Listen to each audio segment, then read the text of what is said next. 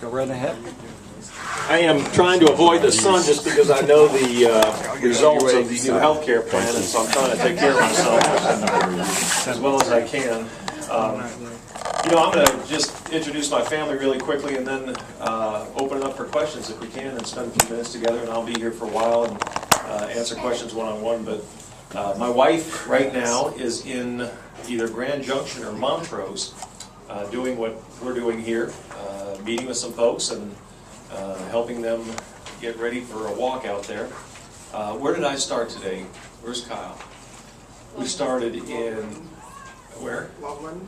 That's right, Loveland. Then we went down to Littleton, Aurora, Denver, now here.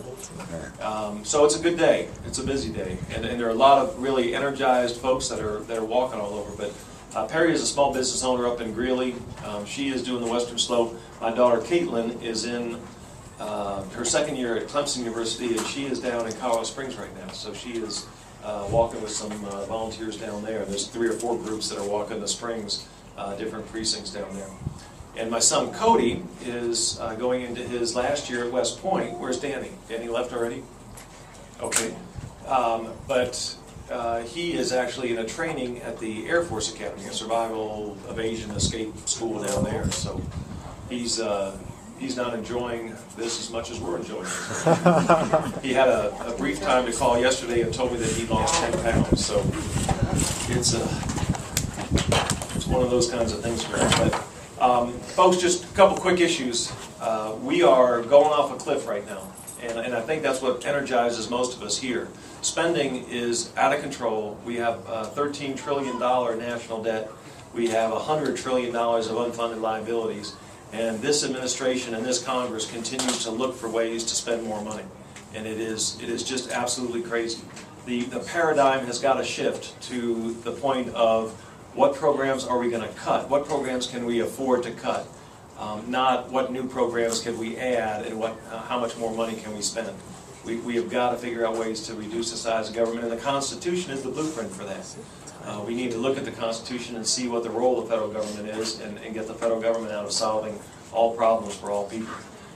The other thing that I think is real important in Colorado especially is energy policy. We have a energy policy that has been corrupted by environmentalists, and if we don't get our energy policy back on track, we are going to have a hard time getting manufacturing jobs back here and getting the energy sector back on track. We need to drill for oil and natural gas.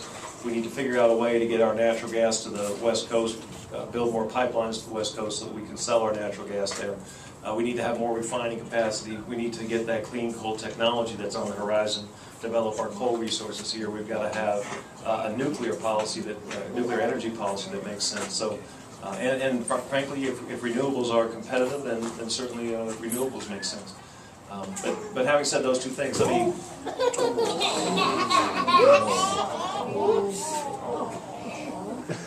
There's a future linebacker. Any questions I can answer, folks? At this point, no easy questions. Ethan, you had a question just the other day. Hey, what can people do to help you get elected? That's a great question. Is he a plan? He is a plan. He is our deputy campaign manager, and whenever we get into really shy groups like this, we bring him along so that he asks those questions. I can tell you the most important thing that you can do is vote. How many of you have voted so far? Right here. Nice. She said she left the Senate race blank. You voted for all the other. So vote is number one. Number two, we need volunteers. And Danielle and Mary have a sign-up sheet for volunteers, and we need folks that can help us call. And calling is as easy as sitting in your home with your computer and your phone, bringing up our screens, calling them, and moving on to the next screen. So it is a really easy process, and we need help doing that. Folks, and obviously contributing would be great if you can help us with that. Putting a bumper sticker on would be great. Putting a yard sign in your yard or your neighbor's yard, either one, that would be great. But we need to, this primary election, I call so many people on donor lists and talk to them, and they say, I don't give money in the primary. Well, what you're doing is you are not having a voice, because most of the people are going to vote Republican. So if you don't make a decision in the primary and you don't help somebody in the primary, you're stuck with what you get in the general election. And that's too bad, because if we send another establishment politician to Washington, D.C. To spend more money as a Republican, we are going to be not moving in the direction we need to move in. Frankly, the Republicans are every bit as much to blame for the mess that we are in as the Democrats. And if we don't get things going in the right direction, we will have a heck of a time convincing people that Republicans deserve their support down the road. Yes, sir.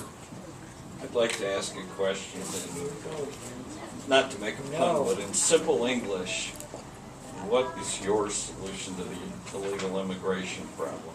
Yeah, the solution isn't real hard. Implementing the solution is harder, but you have to secure the border, and you have to develop a guest worker program that gets people into this country in a week, not in a year. And we've got to get them into this country with a biometric card that identifies that this person can work at this job for this period of time. And that is the beginning. Now, there are all kinds of other issues that are related with it. If we can get that much accomplished, I think we've accomplished a lot. Okay. Thank you. A follow-up question to that? Sure. Why do we need a guest worker program? Well, it's a good question. We need a guest worker program because we have a need for labor. Now, the next question is, we have unemployment hovering around 10%, 9.5%, 10%. So what my thought is that the states determine the labor need, and the states have a grasp on their unemployment and the jobs that are available, and so we've got to go through that process. But here's the problem. We can only secure the border so well. If we have a flood of people coming into this country, we will not be able to secure the border. We need to have a trickle of people coming into this country, and we will be able to get that job done. If we don't have a guest worker program, it gives people the incentive to do it the wrong way. And we need people to have the incentive to do it the right way. Now, hopefully what those folks do when they come into this country is they displace people that are not working in this country legally, which gives those people an incentive to go back, go through that program, and get back into this country. And if we can do it in a week, it's a true incentive to come and do it the right way.